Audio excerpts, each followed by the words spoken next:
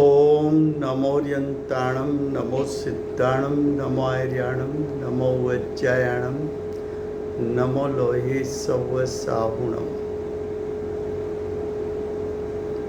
मंगलम भगवान वीरो मंगलम गौतम गणी मंगलम कुंद कुंदार्यो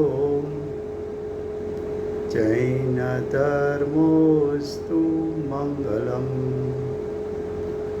ओंकार बिंदु संयुक्तम नित्यं जायन्ति योगिना कामदं मोक्षदं चैव ओंकाराय नमो नमः अहोपकार जिनवरनो कुंदनो ध्वनि दिव्यनो जिन कुंद ध्वनियाप्या अहो आ गुरु काहननो तुझ ज्ञान त्यान नो रंग अमया दर्श रहो ओ शिव पद तकत च संग माता हाथ ग्रह। ये समयसार नाम का परम अध्यात्म शास्त्र है। भगवत कुंकुंदाचार्य देव ने मांगलिक करके प्रतिज्ञा की है। प्रतिज्ञा में आचार्य भगवान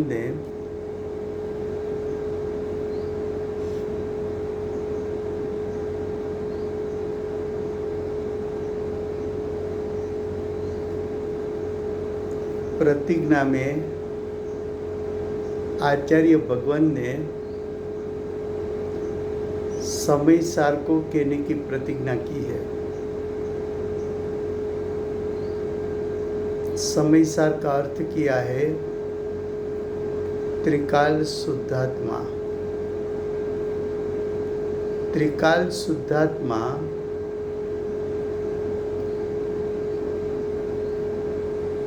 शुद्ध होने का विषय है,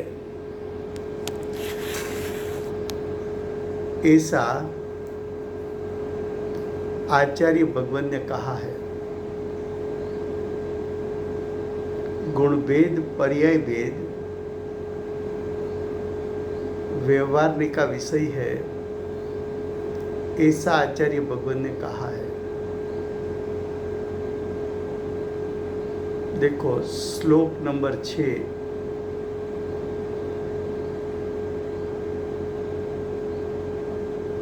ये श्लोक में यानी 6 नंबर के श्लोक में निश्चय सम्यक्त्व का स्वरूप कहते हैं। 13वीं गाथा में यानी 6-7 श्लोक के बाद भगवत कुंकुंदाचार्य देव सम्यक दर्शन प्राप्ति की गाथा कहने वाले हैं। उसके पूर्व अमृतचंद्राचार्य देव कुंकुंदाचार्य देव का हृदय खोल के उसकी पूर्व भूमिका बनाकर श्लोक नंबर 6-7 को लिखा है। देखो श्लोकार्थ।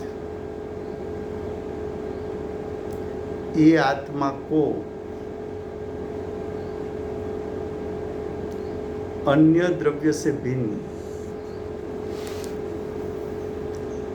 ये आत्मा जो शुद्धि का विषय है वो अन्य द्रव्य यानी 5 अजीव द्रव्य और अपने सिवाय अनंत जीव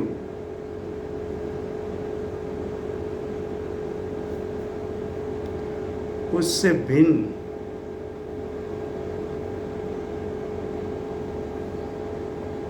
मेरा शुद्धात्मा कैसा है, तो कि मेरा शुद्धात्मा उसकी सत्ता, उसका सत, उसका अस्तित्व, उसकी विद्यमानता अन्य 5 अजीव द्रव्य से भी भिन्न और मेरे जैसे दूसरे अनंत जीव है उसकी सत्ता से भी भिन्न।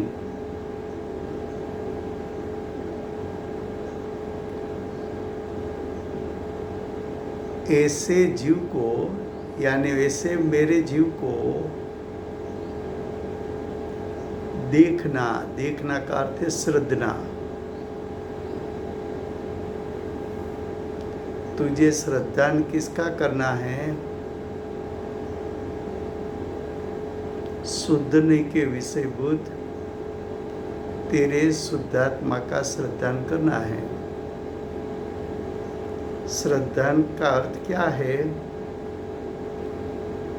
तो के भेद रूप श्रद्धान करना है। किससे भेद रूप श्रद्धान करना है? तो के विश्व में 6 द्रव्य है, उसमें मेरा अस्तित्व 5 अजीव द्रव्यों से भी भिन्न,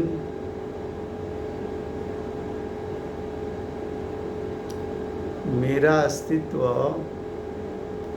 अन्य अनंत जीवों से भिन्न, मेरा अस्तित्व पूर्व द्रव्य कर्म के कारण मुझे जो बाह्य में 10 प्रकार का संयोग मिला है उससे भी भिन्न, शरीर और 5 इंद्रियों से भी भिन्न,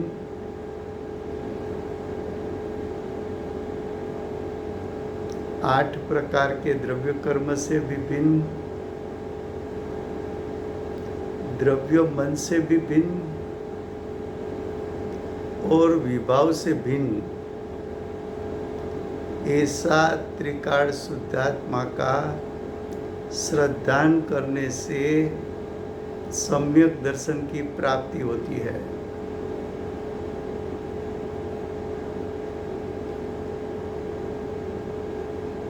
तेरा ज्ञायक उसको तू प्रतीत में ले ले। तेरा ज्ञायक प्रतीत में आएगा, उसका जब निर्णय होगा तब उसका जो स्वरूप श्रद्धान और ज्ञान में आएगा,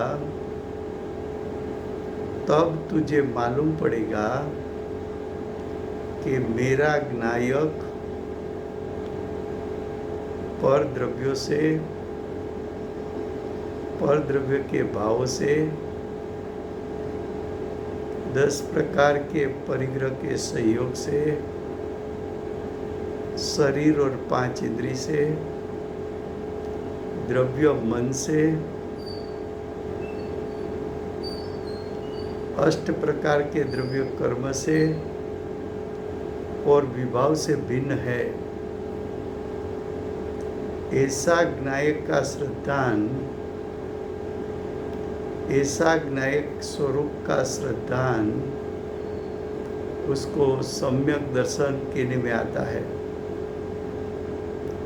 उसको आत्मा की अनुभूति कहने में आता है, उसको मोक्ष का मूल कहने में आता है, उसको धर्म की शुरुआत कहने में आती है, उसको निर्विकल्प यथार्थ श्रद्धान कहने में आता है। फिर से गुजराती में, आचार्य भगवंत तुझे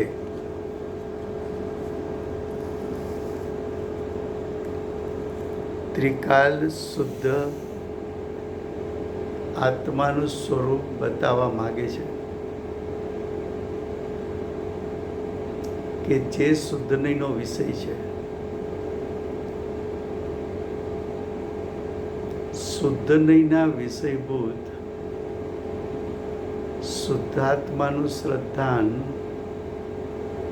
એ સમ્યક દર્શન છે. ગ્રંથકર્તા કુંકુંદાચાર્ય દેવ 13મી ગાથામાં સમ્યક દર્શનનું સ્વરૂપ બતાવવાના છે. અમૃતચંદ્ર આચાર્ય દેવને એવો વિકલ્પ આવ્યો અને કુંકુંદાચાર્ય દેવના હૃદયમાં પેસીને કુંકુંદાચાર્ય દેવ જે વાત 13 ગાથામાં દર્શાવવાના છે તે અંગેની વાત અમૃતચંદ્રાચાર્ય દેવ 6ઠ્ઠા અને 7મા શ્લોકમાં ભૂમિકા રૂપે બતાવે છે. તો 6ઠ્ઠા શ્લોકનો શ્લોકાર્થમાં શું કહ્યું? આ આત્માને એટલે આ શુદ્ધાત્માને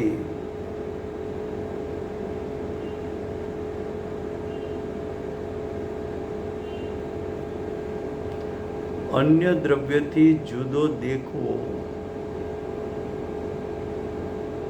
અહીંયા કયા પ્રકારનું સમ્યક દર્શન બતાવે છે? તો કે પૃથકત્વ પ્રકારનું સમ્યક દર્શન બતાવવું છે. અને અન્યત્વ પ્રકારનું પણ સમ્યક દર્શન બતાવવું છે. પૃથકત્વનો પ્રકાર કયો છે?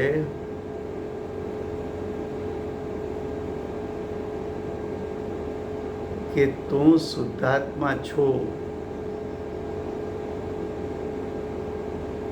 પણ તારો શુદ્ધાત્મા કેવો છે?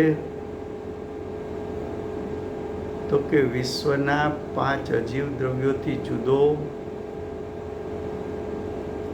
તારા સિવાયના વિશ્વમાં અનંત જીવો છે એનાથી પણ જુદો,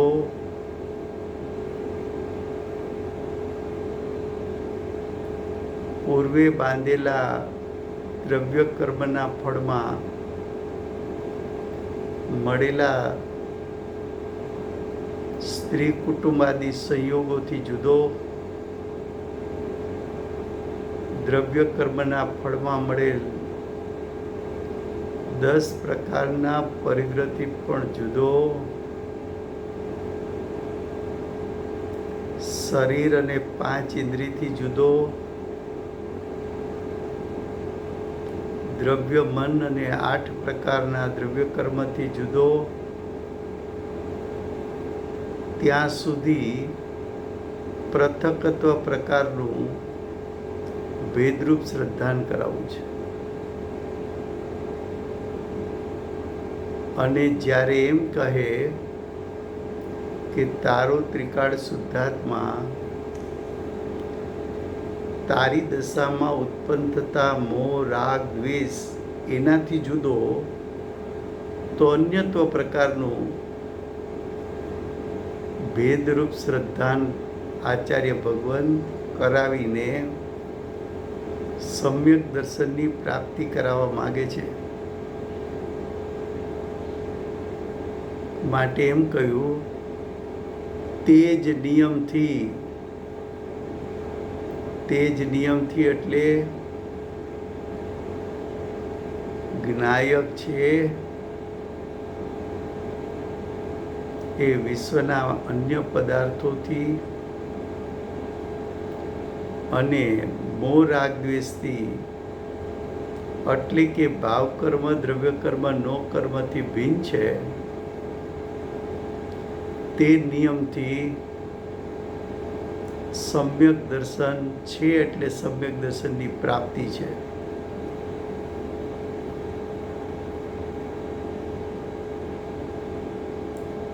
અનાદિકાળથી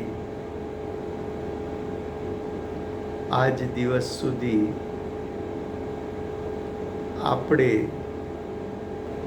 અજ્ઞાનીઓએ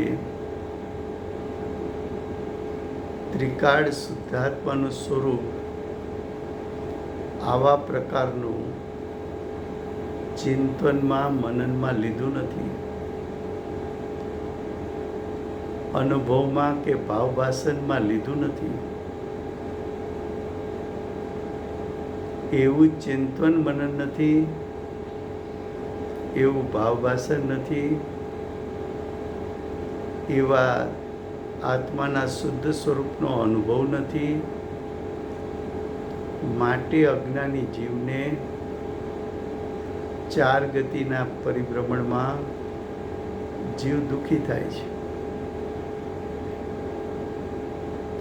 આવું જે ત્રિકાળ શુદ્ધાત્માનું સ્વરૂપ છે, એનું શ્રદ્ધાન કરવું, એની પ્રતીતિ કરવી, એની રુચિ કરવી,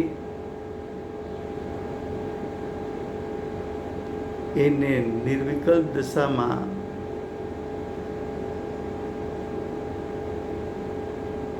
દ્રષ્ટિ જ્ઞાયક સ્વભાવમાં સ્થિર કરતા જીવને સમ્યક દર્શનની પ્રાપ્તિ થાય છે.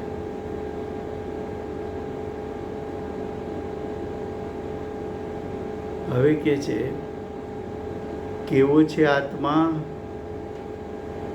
મારો શુદ્ધાત્મા કેવો છે? તો કે પોતાના ગુણ પર્યાયમાં વ્યાપનારો છે. अब क्या कहा कि कैसा है मेरा आत्मा? मेरा आत्मा कैसा है, उसका स्वरूप कैसा है? तो कि मेरा आत्मा स्वयं के अनंत गुण, स्वयं की अनादि से अनंत काल की प्रत्येक पर्याय में वो व्यापने वाला है.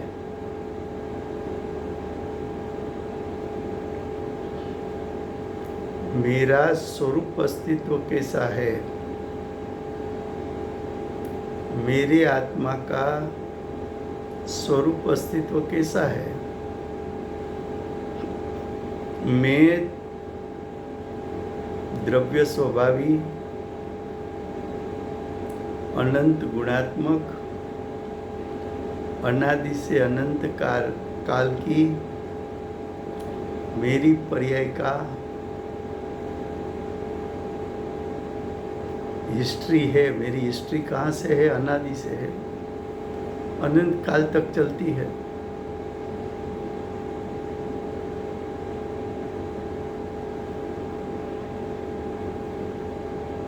मेरा त्रिकाल शुद्ध स्वभाव अनंत गुणों में व्यापा हुआ, अनादि से अनंत काल की पर्याय में व्यापा हुआ,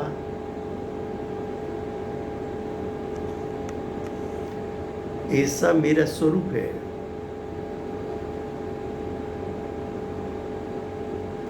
ऐसा जो मेरा स्वरूप है,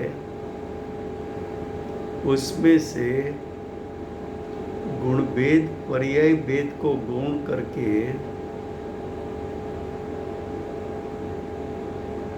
आत्मा के शुद्ध स्वभाव को श्रद्धान में लेने से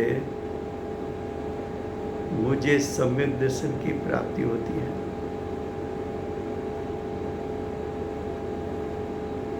सम्यक दर्शन से धर्म की शुरुआत होती है. मोक्ष का प्रथम स्टेप मोक्ष का प्रथम स्टेप वो सम्यक दर्शन,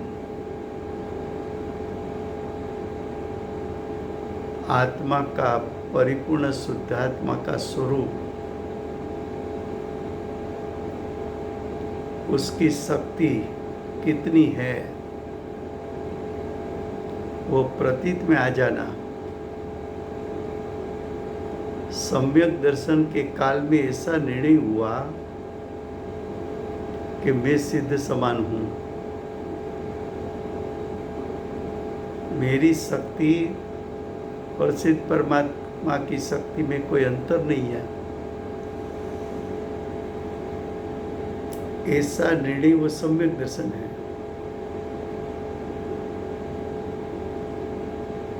वर्तमान पंचम काल में सम्यक दर्शन करोड़ों अब्जों जीवों में किसी एक को होता है। आश्चर्यकारी सम्यक दर्शन वर्तमान ऐसे काल में पूज्य गुरुदेव ने सम्यक दर्शन की प्राप्ति की तो माता जी ने कहा कि पूज्य गुरुदेव एक अचंभो है, आश्चर्यकारी पुरुष है। वर्तमान काल में सम्यक दर्शन कहाँ है? सोनगढ़ का सत्य ये है कि सम्यक दर्शन प्राप्ति का स्थान खाने पीने का स्थान नहीं है, वो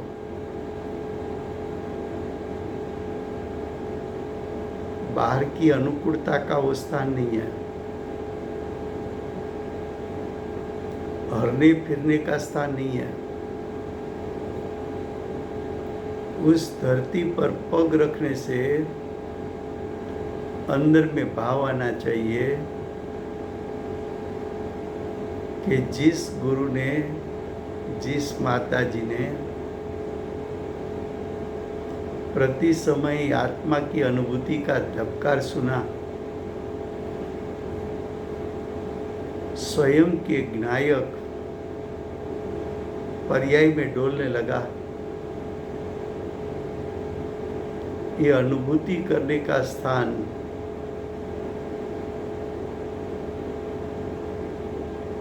ये गुरु की वाणी, माता की वाणी सम्यक दर्शन की प्राप्ति के लिए है। सोनगढ़ में जाकर सोनगढ़ स्वभाव करने का स्थान नहीं है, शुद्धता प्रकट करने का स्थान है। पाप भाव तो दूर रहो, विराधना आदि का भाव तो दूर रहो,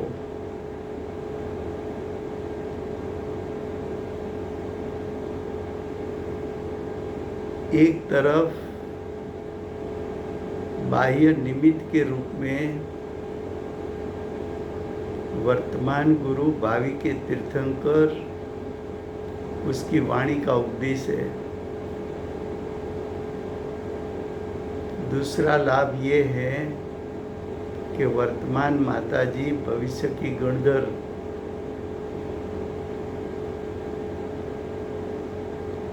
उसकी वाणी आत्मा के अनुभव से भीगी हुई,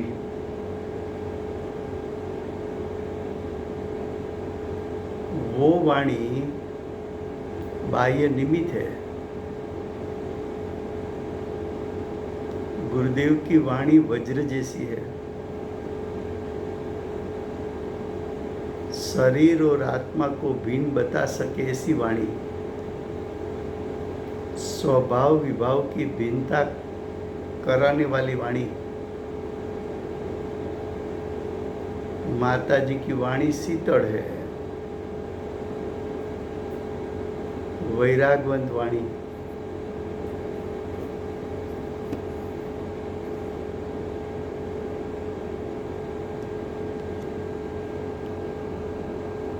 क्या कहा फिर से गुजराती में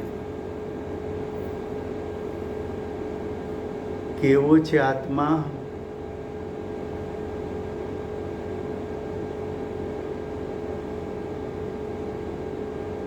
તો કે પોતાના ગુણ પર્યાયોમાં વ્યાપનારો છે.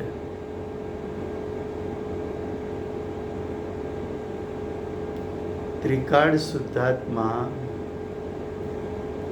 અનંત ગુણો અને અનાદિથી અનંત કાળની પર્યાય એમાં વ્યાપનારો, એમાં એકરૂપ રહેનારો,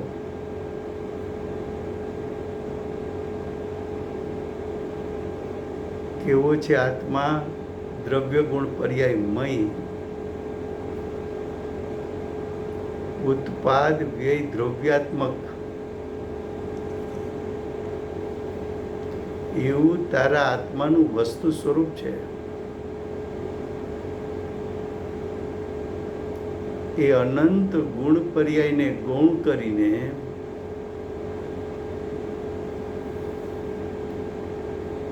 ત્રિકાળ શુદ્ધ સ્વભાવને ગ્રહણ કરતા,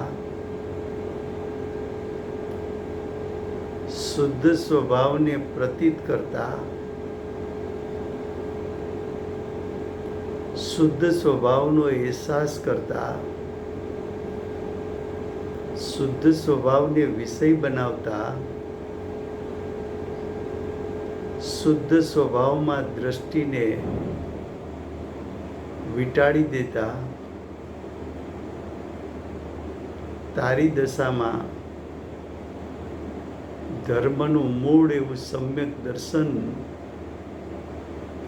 આત્મ સ્વભાવની પ્રતીતિ, આત્મ સ્વભાવનો અહેસાસ, એવું એક અચંબાકારી, આશ્ચર્યકારી, અતિન્દ્રિય જ્ઞાન અને સુખને દેનારી સમ્યક દર્શનની પર્યાય પ્રગટ થાય છે.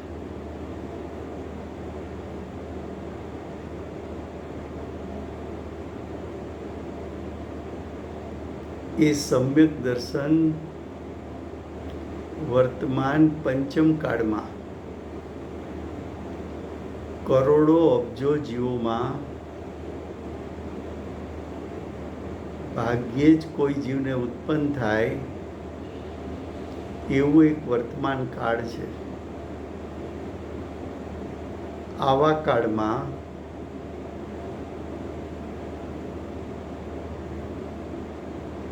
સમયસારને નિમિત્ત બનાવી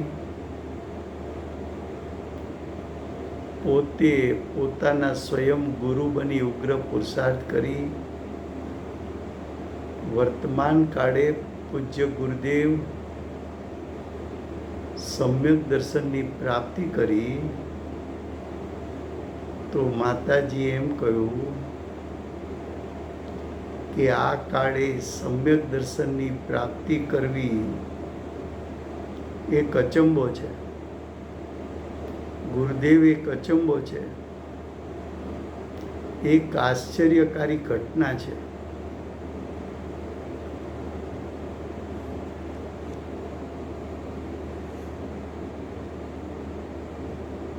સોનગઢની ભૂમિ સાધના ભૂમિ છે. સમ્યક દર્શનની સાધના કરવાની ભૂમિ. એ ભૂમિના ધબકારમાં સમ્યક દર્શનનો રણકાર છે. ગુરુદેવના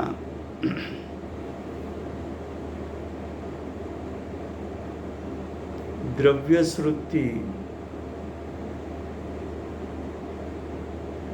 સ્વાધ્યાય મંદિર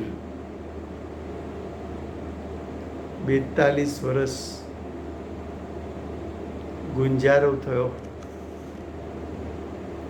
3 માસ 3 મહિના 3 દિવસ દ્રવ્યશ્રુત સ્ટાર ઓફ ઇન્ડિયામાં છૂટ્યું. એ દ્રવ્યશ્રુત ગુરુદેવનું એ વજ્રવાણી છે. એનામાં એવી શક્તિ છે, દેહ ને આત્માના સ્વરૂપને ભિન્ન બતાવે, દ્રવ્ય સ્વભાવ અને વિભાવને ભિન્ન બતાવે, એવી ભિન્નતા તને હથેળીમાં બતાવે, એવી ગુરુવાણી વર્તમાન ગુરુ ને ભાવિના તીર્થંકરની વાણી,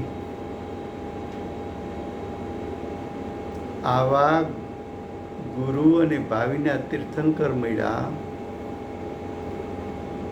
એની વાણીને નિમિત્ત બનાવવા તો સોનગઢ ભૂમિ ઉપર જા. ત્યાં ખાવા પીવા, પહેરવા ઓઢવા, સગવડતા માટે કે હરવા ફરવાનું સ્થાન નથી. વિશ્વનું એક અજોડ સ્થાન, સ્વાનુભૂતિ પ્રગટ કરવાનું સ્થાન, સાધના કરવાનું સ્થાન, જ્યાં 24 કલાક જ્ઞાયકનો રણકાર સંભળાય,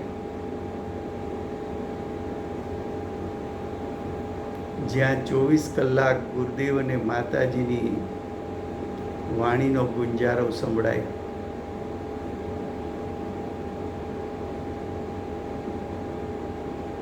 હાજી,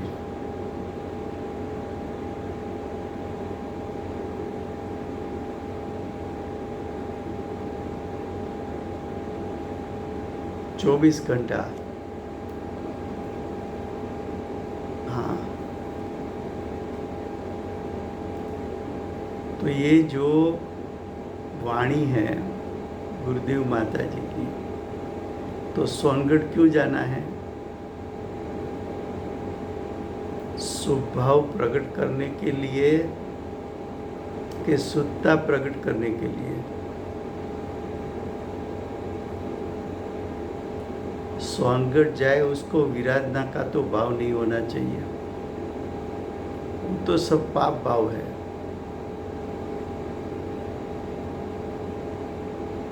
मुमुक्षुओं को पाप भाव की कल्पना भी नहीं होनी चाहिए. और स्वभाव भी छोड़कर विनायक का आश्रय उपादान से लेकर नायक का आश्रय लेने के लिए बाह्य में पूज्य गुरुदेव और माता जी की वाणी को निमित्त बनाकर विनायक को प्रतीत कर ले, अनुभव में ले ले. अब देखो आगे क्या बताते हैं. वड़ी केवो छे કે છે કે વળી કેવો છે આત્મા? તો કે શુદ્ધ નહીંથી. પેલા એમ કહ્યું કે આત્મા દ્રવ્યગુણ પર્યાયમય છે.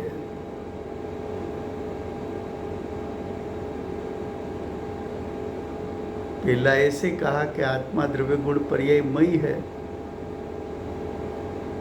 अब क्या कहते हैं देखो, वड़ी कैसा है, यानी वड़ी आत्मा कैसा है? फिर ये आत्मा शुद्ध नहीं की दृष्टि से देखे तो कैसा है?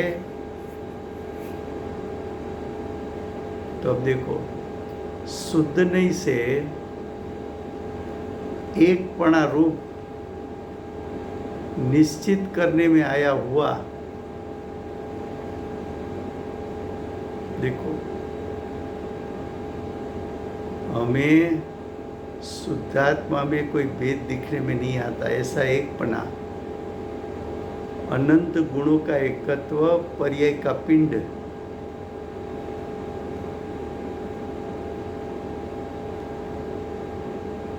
अनंत गुणों का एकत्व और पर्याय का पिंड स्वरूप शुद्ध नहीं के विषयभूत एक पणा रूप निश्चित ऐसा त्रिकाल शुद्धात्मा है। किसका ऐसा शुद्धात्मा है? तो कि विश्व के अनंत अनंत जीवों के पास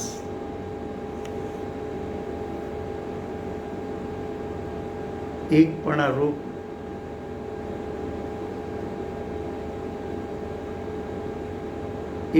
रूप शुद्धात्मा है।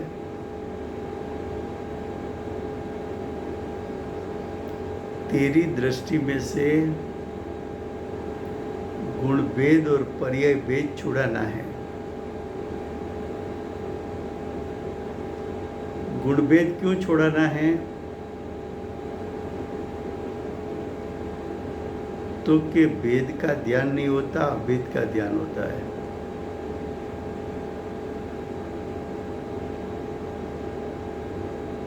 क्या कहा?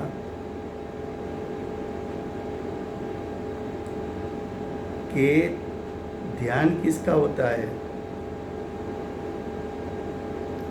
ध्यान भेद का होता है कि अभेद का होता है? भेद का ध्यान से तो विकल्प उत्पन्न होता है।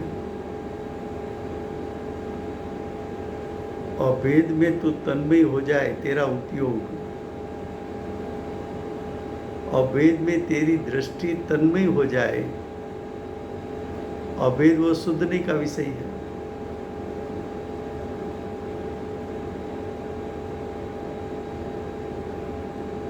तेरा स्वरूप शुद्ध नहीं क्या है? भाव श्रुत ज्ञान का अंश है।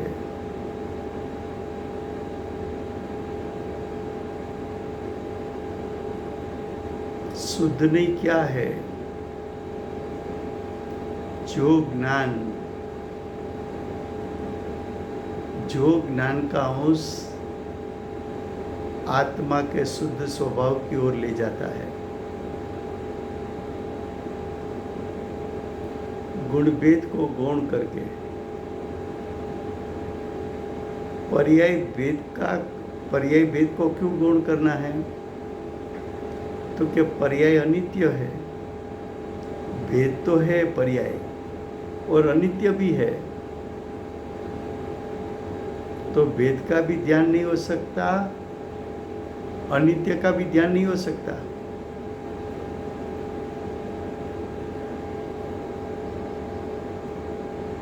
तो गुण भेद पर्याय भेद को गौण करके शुद्धने के विषयभूत अनंत गुणात्मक पर्याय का पिंड स्वरूप एक अखंड द्रव्य स्वभाव, उस पर उपयोग को रखना,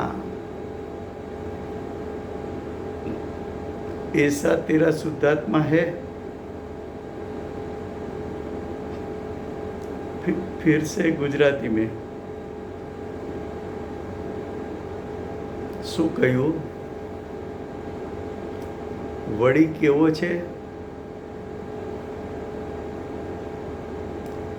શુદ્ધ નહીંથી એકપણામાં નિશ્ચિત કરવામાં આવ્યો છે। શુદ્ધ નહીંથી એટલે વ્યવહારનીને ગૌણ કરી દીધી। વ્યવહારનીને ગૌણ કરી દીધી એટલે ગુણભેદ અને પર્યાય ભેદને ગૌણ કરી દીધા। ગુણભેદને કેમ ગૌણ કરાવો છો? તો કે ભેદનું ધ્યાન ન હોય, અભેદનું ધ્યાન હોય। પર્યાયને કેમ ગૌણ કરાવો છો? તો કે પર્યાય ભેદ પણ છે ને પાછી અનિત્ય છે, તો ભેદનું ધ્યાન ન હોય અને અનિત્યનું પણ ધ્યાન ન થઈ શકે। ભેદમાં પણ એકાગ્રતા ન કરી શકાય અને અનિત્ય ભેદમાં પણ એકાગ્રતા ન કરી શકાય।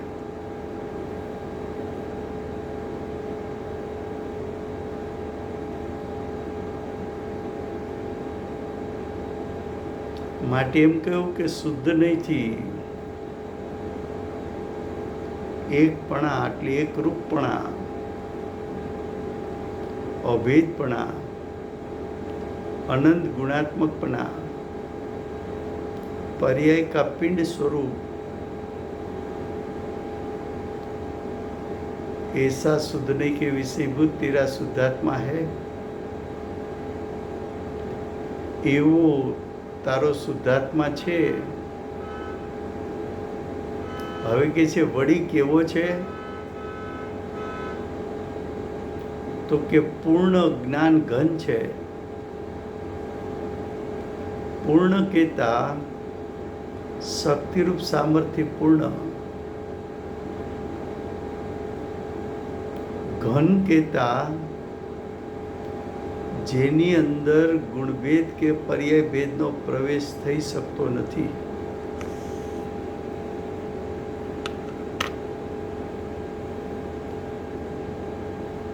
परिपूर्ण ज्ञान,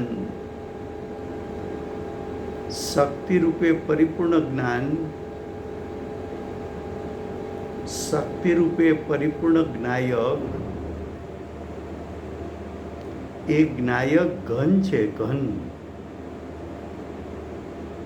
जेनी अंदर कई प्रवेश न करी सके। गुरुदेव क्यारेक प्रवचन में दृष्टांत आपे छे।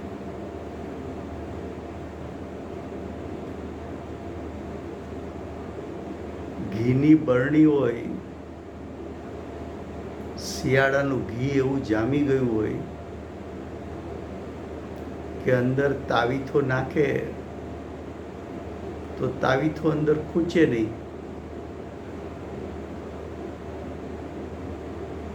એવા ઘી પહેલાના જમાનામાં આવતા, શુદ્ધ ઘી. જેમ તાવીથાનો અંદર પ્રવેશ નથી,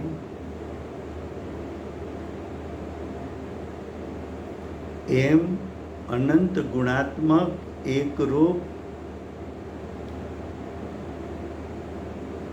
પૂર્ણ જ્ઞાન ઘન સ્વરૂપ જ્ઞાયક, એમાં ગુણભેદનો પ્રવેશ નથી. શુદ્ધ કે અશુદ્ધ, શુદ્ધ કે વિકારી પર્યાયના ભેદોનો જેમાં પ્રવેશ નથી,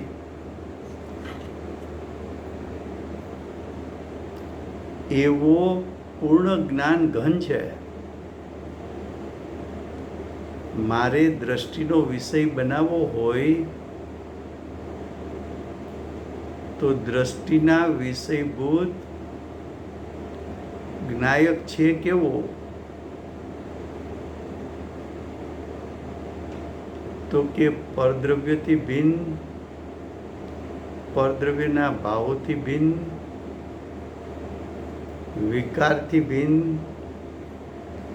ગુણભેદથી ભિન્ન, પર્યાયભેદથી ભિન્ન, પૂર્ણ જ્ઞાન ઘન.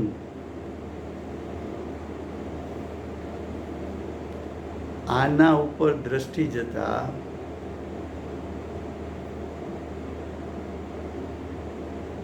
તને સમ્યક દર્શનની પ્રાપ્તિ થાય. આવો જે પૂર્ણ જ્ઞાન ઘન છે એ પુણ્યની પર્યાયમાં છુપાયેલો છે, પાપની પર્યાયમાં છુપાયેલો છે, આશ્રવની પર્યાયમાં છુપાયેલો છે, સંવરની પર્યાયમાં છુપાયેલો છે, નિજરાની પર્યાયમાં છુપાયેલો છે, બંધની પર્યાયમાં છુપાયેલો છે અને મોક્ષની પર્યાયમાં છુપાયેલો છે. પૂર્ણ જ્ઞાન ઘન.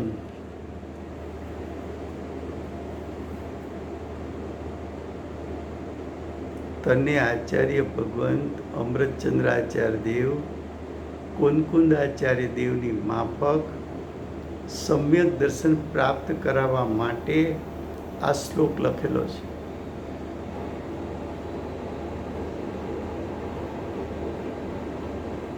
क्या कहा फिर से? વળી કેવો છે?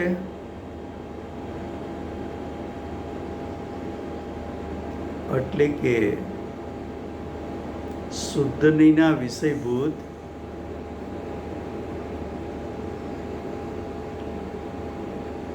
શુદ્ધ નહીંના વિષયભૂત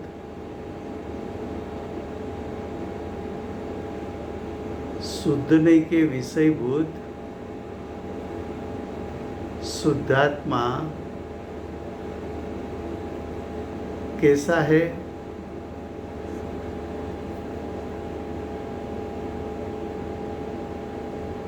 तो कहा पूर्ण ज्ञान, शक्ति रूपे ज्ञान स्वभाव थी परिपूर्ण,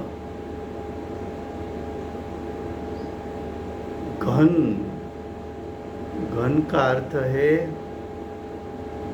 जिसमें गुणभेद और पर्याय भेद का प्रवेश नहीं है।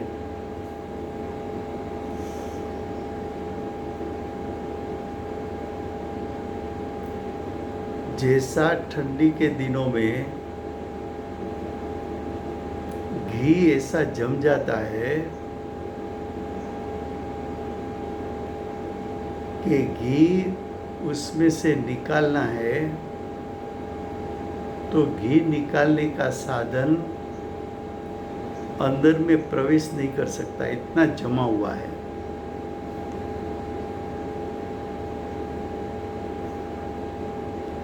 उसको घन कहते हैं, सॉलिड, जिसमें प्रवेश नहीं।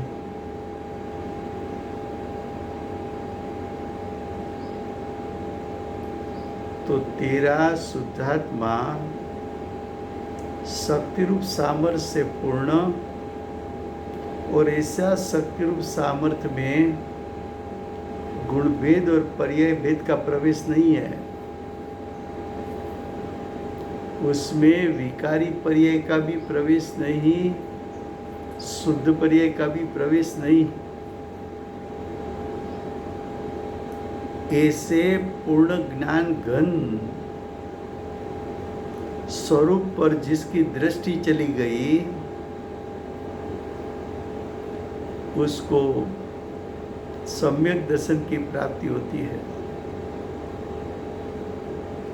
जो पूर्ण ज्ञान घन स्वरूप आत्मा है, वो दृष्टि का विषय है।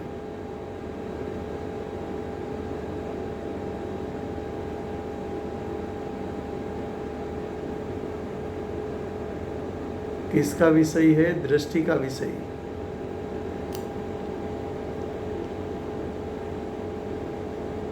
भाव पुण्य में छुपा हुआ पूर्ण ज्ञान घन, भाव पाप में छुपा हुआ पूर्ण ज्ञान घन, भाव आश्रव में छुपा हुआ पूर्ण ज्ञान घन, भाव संवर में छुपा हुआ पूर्ण ज्ञान घन, भाव निजरा पर्याय में छुपा हुआ पूर्ण ज्ञान घन, भाव बंधरूप पर्याय में छुपा हुआ पूर्ण ज्ञान घन, मोक्ष की पर्याय में छुपा हुआ पूर्ण ज्ञान घन। तो पर्याय को गौण कर तो छुपा हुआ पूर्ण ज्ञान घन स्वभाव पर दृष्टि जाने से तेरी पर्याय में सम्यक दर्शन यानी धर्म की शुरुआत होगी।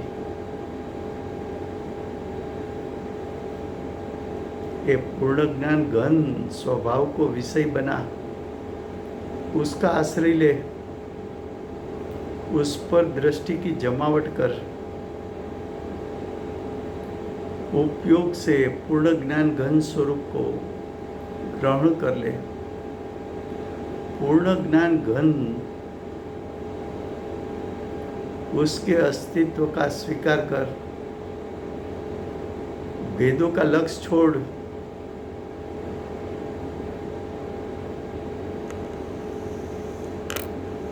ख्याल में आता है। आचार्य भगवान ने सब स्पष्ट लिखा है।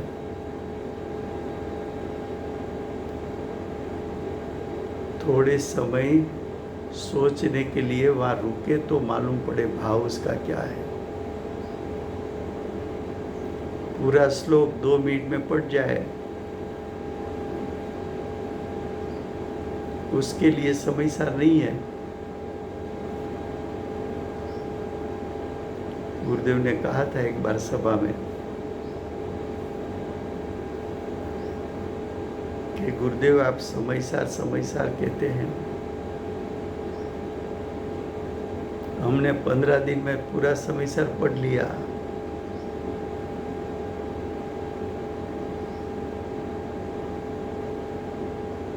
पढ़ डाला 15 दिन में, पढ़ डाला, 2 शब्द भिन्न कर दो, पढ़ डाला। तो ऐसा पढ़कर डाल देने का विषय नहीं है, ये भाव भाषण का विषय है। शब्दार्थ भी मालूम न पड़े तो नयार्थ भावार्थ उसकी तो कहाँ से, और भाव भाषण का तो कहाँ से होता है। अभी जो आगड़ क्या कहा, फिर पूर्ण ज्ञान घन है, फिर જેટલું સમ્યક દર્શન છે તેટલો જ આત્મા છે। क्या कहा, जितना सम्यक दर्शन है इतना ही ये आत्मा है। उसका अर्थ क्या कि तेरी दृष्टि में जो ज्ञायक स्वभाव आया इतना ही आत्मा है, इतना ही आत्मा सम्यक दर्शन का कारण है। क्या कहा, फिर से, जितना सम्यक दर्शन है इतना ही ये आत्मा है। उसका अर्थ क्या करें, सम्यक दर्शन को आत्मा कहना है, शुद्धात्मा कहना है, सम्यक दर्शन तो पर्याय है।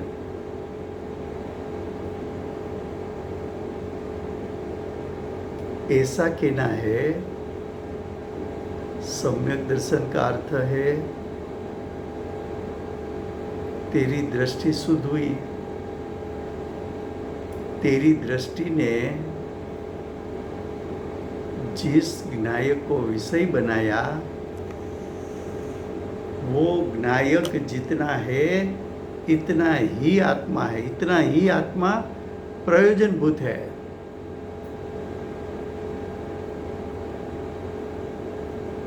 फिर से गुजराती में શું કહ્યું, વળી જેટલું સમ્યક દર્શન છે તેટલું જ આત્મા છે। તો સમ્યક દર્શન છે એ તો પર્યાય છે। હમણાં તો તમે પર્યાયને ગૌણ કરવાનું કહ્યું,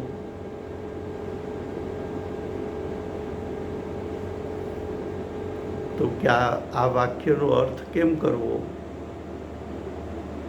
તો કે સમ્યક દર્શન છે એટલે કે તારી શુદ્ધ દ્રષ્ટિ છે એ શુદ્ધ દ્રષ્ટિએ પૂર્ણ જ્ઞાન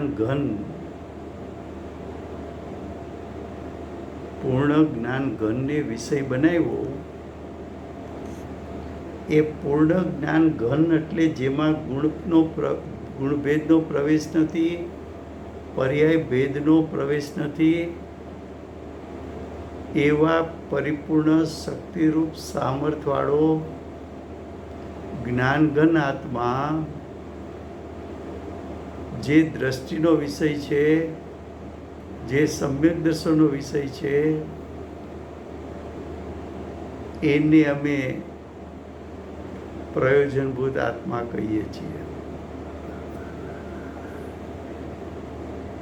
આત્મા તો દ્રવ્યગુણ પર્યાય સ્વરૂપ છે, પણ ગુણભેદ કે પર્યાય ભેદને તું દ્રષ્ટિમાં લઈશ તો સમ્યક દર્શન જ્ઞાન ચારિત્ર પ્રગટ નહીં થાય. સમ્યક દર્શન જ્ઞાન ચારિત્ર પ્રગટ કરવું હોય તો જે પૂર્ણ જ્ઞાન ઘન સ્વરૂપ આત્મા છે એમાં તો ગુણભેદ પર્યાય ભેદનો પ્રવેશ નથી. તો તારી દ્રષ્ટિએ સમ્યક દર્શનની પ્રાપ્તિ માટે પૂર્ણ જ્ઞાન ઘનને વિષય બનાવ્યો, એટલો પૂર્ણ જ્ઞાન ઘન એને વિષય બનાવતા સમ્યક દર્શનની પ્રાપ્તિ થતી હોવાથી પૂર્ણ જ્ઞાન ઘન આત્માનું જે સ્વરૂપ છે એટલાને જ અમે આત્મા કહીએ છીએ.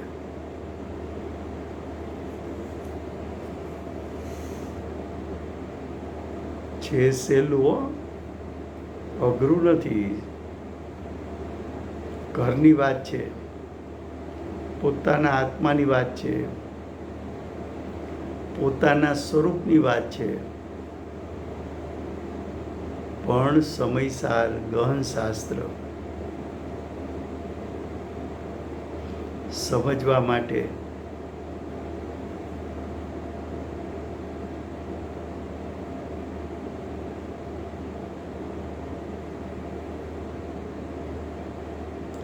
દ્રષ્ટિમાં આવ્યો એટલો આત્માને આત્મા કેવો છે. દ્રષ્ટિએ જેને વિષય બનાવ્યો, દ્રષ્ટિએ કોને વિષય બનાવ્યો? ગુણભેદ રહિત, પર્યાય ભેદ રહિત પૂર્ણ જ્ઞાન ઘનને.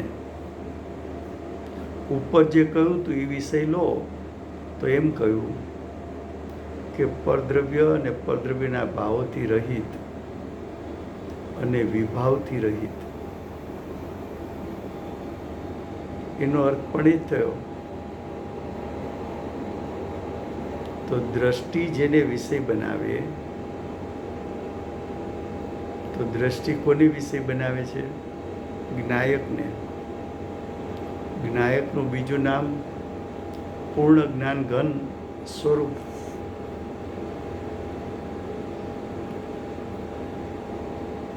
તો આત્મા કેટલો છે?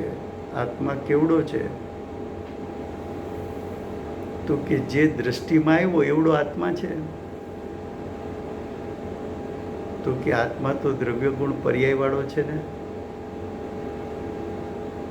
તો કે તારું પ્રયોજન શું છે? તો કે સમ્યક દર્શનની પ્રાપ્તિ કરવાની. તો સમ્યક દર્શનની પ્રાપ્તિ કરવામાં તું સ્વરૂપ અસ્તિત્વનું ધ્યાન કરીશ કે સ્વરૂપ અસ્તિત્વમાં રહેલા જ્ઞાયક સ્વભાવનું ધ્યાન કરીશ? તો જેનું ધ્યાન કરવું છે, જેના ધ્યાનથી સમ્યક દર્શન થાય છે, એટલાને જ અમે આત્મા કહીએ છીએ. તેથી આચાર્યને પ્રાર્થના કર की है कि ये नव तत्व की परिपाटी को छोड़कर ये आत्मा एक ही हमें प्राप्त हो. देखो, नव तत्व की परिपाटी वो पर्याय है. वो पर्याय को छोड़कर उसमें छुपा हुआ आत्मा एक रूप आत्मा ही हमको प्राप्त हो, उस पर दृष्टि और उपयोग लग जाए.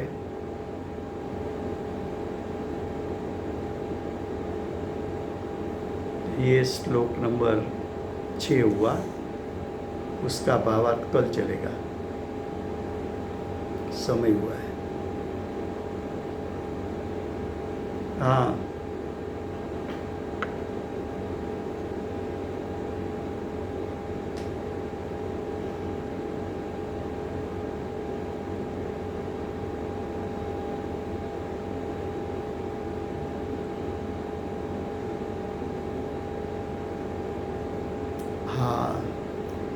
એટલે જેમ જેમ એ ચિંતન મનન કરતો જાય,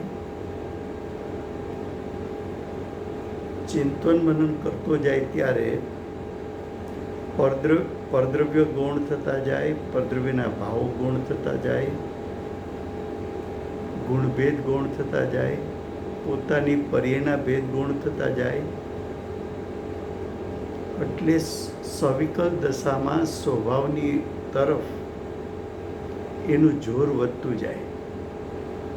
એ જોર વધતા વધતા એવું વધી જાય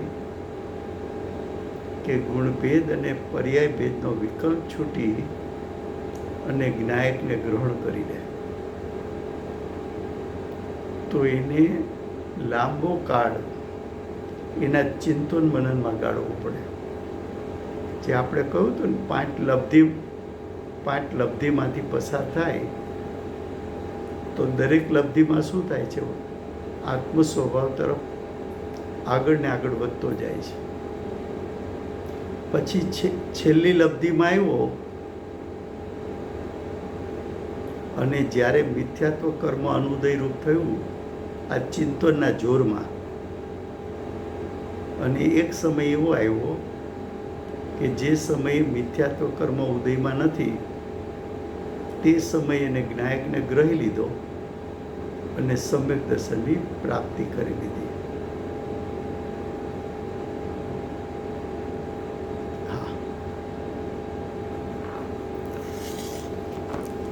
લોકોણ જય બોલાવે છે. હાજી,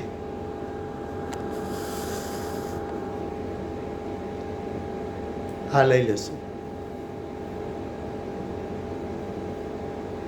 હા, એ જય બોલાવતા હતા.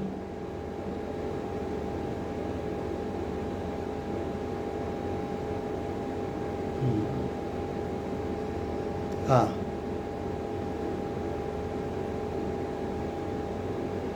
નો જય